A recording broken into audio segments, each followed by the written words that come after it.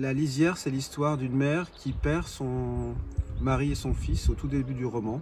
Ils sont sur une route le long des rocs qui sont les arêtes en fait granitiques que l'on retrouve dans les monts d'Arrée, hein, c'est les points les plus culminants de la Bretagne.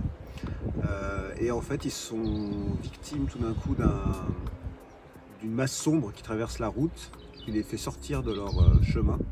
Et très rapidement, en fait, le mari et le fils disparaissent.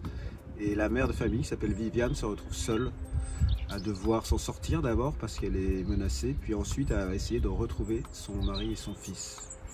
Viviane, c'est le premier personnage, mais en fait c'est un roman dans lequel il y a trois personnages féminins. Il y a Viviane, donc, qui est la victime.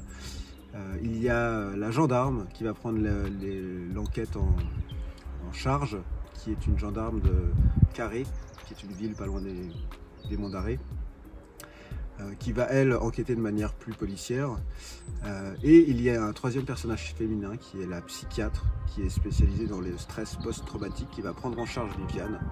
Parce que la particularité de ce roman, c'est qu'il y a deux enquêtes. La première est une enquête plus traditionnelle, qui est faite avec des moyens policiers. Et la seconde, c'est celle que Viviane va mener dans ses propres rêves.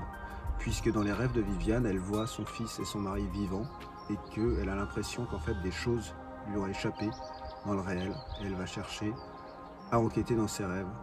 Et c'est le fruit de ces deux enquêtes qui va arriver au bout de ce mystère que je vous livre dans ce roman, La Lisière. J'ai découvert les Monts d'Arrée à partir d'un album de photos en fait. J'avais jamais entendu parler de cette région du Finistère. Et je suis tombé par hasard sur ces photos.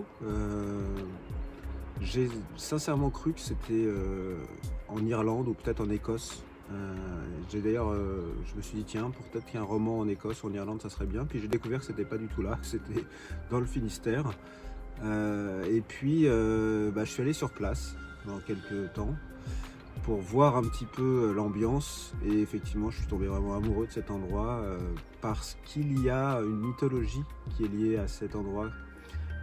Tout ce qui tourne autour des légendes de l'Ankou, mais plus vastement autour de la tradition des légendes bretonnes, a un ancrage très fort dans les Monts d'Arrée, et ça se sent en fait. On sent que c'est une terre où dès que la nuit tombe, les ombres, les reflets rouges qu'il y a dans les tourbières, tout ça, ça participe à créer une atmosphère particulière.